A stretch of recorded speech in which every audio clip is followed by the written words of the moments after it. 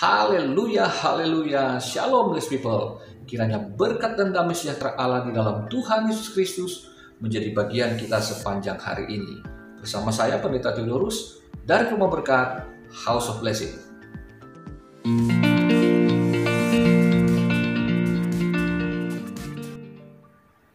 Blessed people, hari ini kita akan membahas tentang marilah semuanya memuji-muji Tuhan. Firman Tuhan terambil dari Mazmur 148 ayat 13. Begini firman Tuhan. Biarlah semuanya memuji-muji Tuhan, sebab hanya namanya saja yang tinggi luhur, keagungannya mengatasi bumi dan langit. Demikian pembacaan firman Tuhan. Saudara terkasih, mengapa semuanya harus memuji-muji Tuhan? Jawabannya sederhana, karena hanya Tuhan satu-satunya pencipta dan semuanya itu adalah ciptaan. Jadi, karena Dia satu-satunya pencipta, maka tentu sudah selayaknya, sepatutnya lah para ciptaan memuji, mengagungkan, dan menyembah Dia.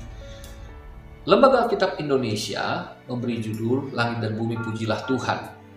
Langit yang dimaksud di ayat 1 dan ayat 2 tentulah bukan langit yang kita lihat dengan mata telanjang, tetapi di sana menunjuk pada sorga, langit yang tertinggi, yang termulia, teragung, terbesar.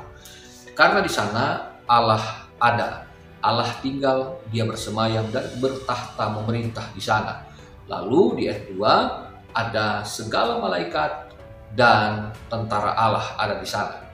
Mereka semua diajak untuk memuji Tuhan, meskipun sesungguhnya nggak usah diajak karena di sorga kerjaan mereka ya memang memuji dan menyembah Tuhan. Haleluya.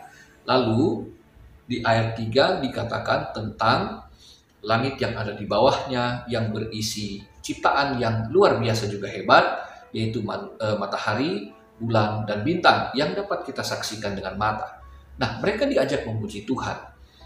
Dalam keteraturan perjalanan dalam orbitnya, matahari sebagai pusat dan planet-planet termasuk bumi mengitarinya, bulan juga ikut di dalamnya. Maka tentu ini adalah satu pujian bagi Allah. Mengapa? Karena ayat 4-6 mencatat Tuhan Allah yang mengatasi segala langit, Dia yang mencipta dengan firman, Dia juga yang menetapkan keteraturan dan keharmonisan melalui hukum yang Dia buat, peraturan yang Dia buat.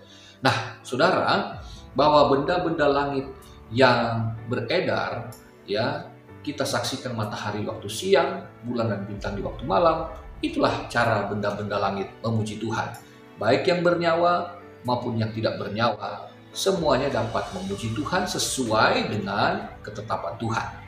Lalu menariknya di ayat 7 dikatakan ada ular-ular naga atau leviathan bahasa Ibraninya dan samudera raya. Ini menunjukkan tentang kuasa kegelapan dan tempat mereka berada, ya.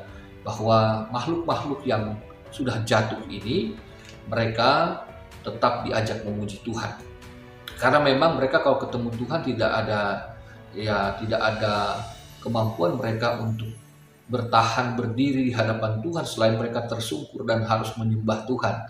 Ya, Yesus pun ketika datang dalam rupa manusia berkali-kali ceritakan bahwa orang-orang yang dirasuk setan tiba-tiba sujud menyembah ketika melihat Yesus karena mereka dapat mengenali Yesus adalah Tuhan Allah Sang Pencipta. Nah, saudara, mereka diajak untuk menyembah Tuhan. Bagaimana dengan saudara? Apakah saudara senang untuk memuji Tuhan karena diajak atau karena kesadaran? Seperti para malaikat surga nggak diajak-ajak juga mereka menyembah Tuhan. Ya, setan juga, para iblis, para roh jahat, ya disuruh memuji Tuhan. Kalaupun mereka nggak mau ketemu Tuhan, pasti menyembah juga. Artinya kuasa kegelapan pun sehebat, semengerikan apapun mereka tetap di bawah kekuasaan Tuhan. Jadi mereka memang harus memuji Tuhan juga, menyembah Tuhan. Walaupun bukan dalam arti penyembahan dalam bentuk ibadah, tetapi mereka harus sujud untuk mengakui keagungan kebesaran Tuhan itu. Lalu kemudian fenomena di alam yang luar biasa spektakuler seperti api, ya, hujan es, salju, angin badai, itu semualah fenomena yang terjadi karena firman Allah di ayat yang ke-8. Di sana terjadinya fenomena-fenomena yang hebat, itu semua juga adalah cara alam ini untuk memuliakan Tuhan, memuji Tuhan. Nah, di ayat 9 ayat 10 di sana dikatakan tentang ciptaan yang indah-indah. Kalau yang tadi mengerikan-mengerikan ada, ini yang indah-indah seperti gunung, pohon yang menghasilkan buah, lalu ada binatang-binatang liar, ada hewan, ada ternak seperti itu ya, lalu ada burung-burung. Semua yang bagus-bagus itu dalam hukum alam berjalan secara teratur karena Tuhan yang mengatur, harmonis gitu terjadi. Ya manusia lah yang suka bikin rusak ya alam ini.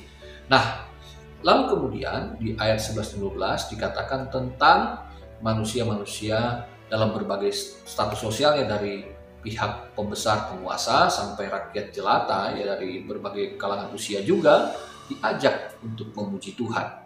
Ya semua manusia secara umum lah begitu. Lalu secara khusus di ayat 14 yang diajak memuji Tuhan adalah Israel sebagai umat Tuhan. Ya umat yang dikatakan dekat dengan Tuhan. Kebangetan loh, udah dikatakan umat Tuhan gak nyembah Tuhan, terlalu gitu loh. Diajak menyembah Tuhan. Ya di ayat 13 ayat pokok kita dikatakan tentang biarlah semuanya memuji-muji Tuhan sebab hanya namanya saja yang tinggi luhur. Nama Tuhan yang dimaksud sini adalah tentang Mesias. Mesias itu yang kita kenal sekarang ini adalah Tuhan Yesus Kristus.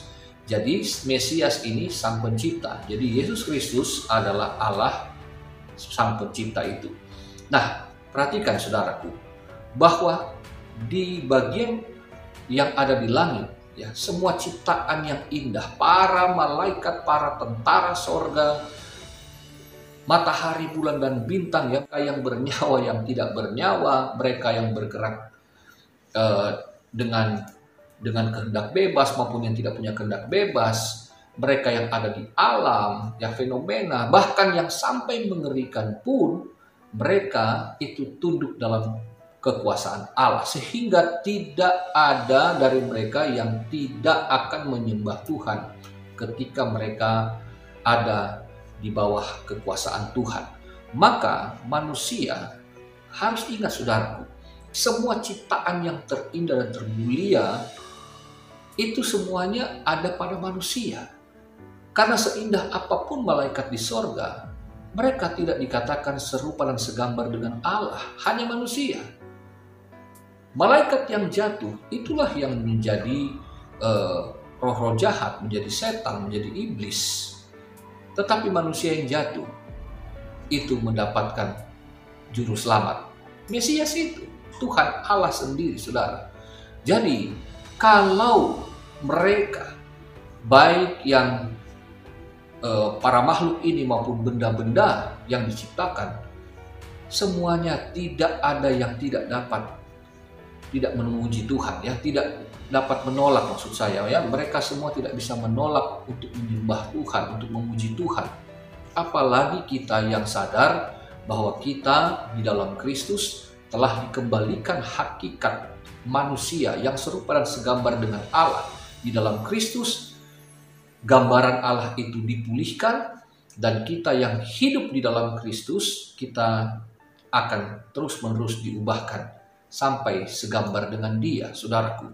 Nah, jadi kita yang punya kesadaran bahwa yang indah, yang mengerikan, tunduk di bawah kekuasaan Tuhan, mereka memuji dan menyembah Tuhan, maka sepatutnya lah saudara dan saya, umat ketebusan Allah di dalam Kristus, tidak ada alasan apapun untuk tidak memuji dan menyembah Tuhan. Ya, segala masalah kita, segala sakit kita, segala kesulitan-kesulitan hidup, bahkan kemiskinan kita pun, kita tidak boleh tidak menyembah Tuhan. Kenapa? Karena yang mengerikan saja itu tunduk kepada Tuhan. Ya, jadi situasi yang kita alami, semengerikan apapun itu, semenakutkan apapun itu, sesungguhnya semuanya ada di bawah kekuasaan Tuhan, Sang Pencipta itu. Maka kita tidak boleh beralasan untuk saya nggak bisa memuji Tuhan karena saya sedang susah, saya sedang banyak masalah, saya sedang terjepit ini dan itu. Tidak bisa.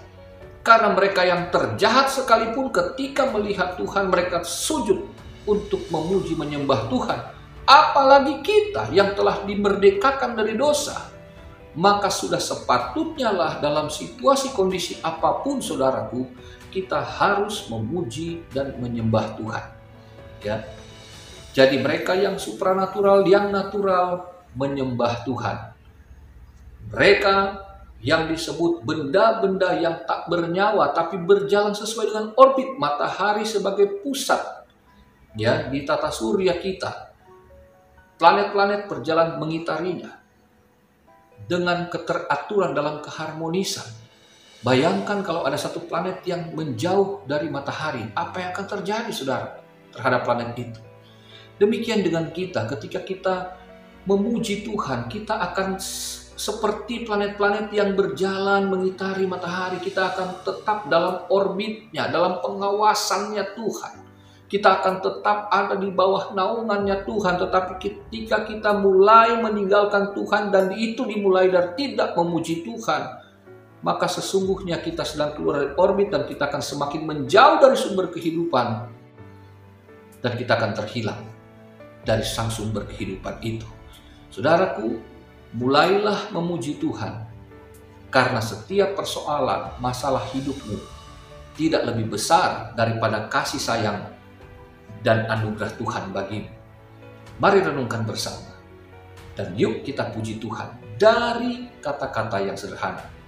Terima kasih Tuhan. Puji Tuhan. Haleluya.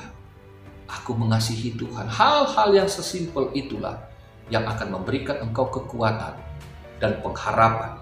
Karena engkau ketika mulai memuji Tuhan, itulah sesungguhnya pernyataan imanmu sebagai ciptaan yang termulia di hadapan Sang Pencipta. Selamat beraktivitas. Tuhan Yesus mengasihimu. Dia memberkatimu. Haleluya, blessed people.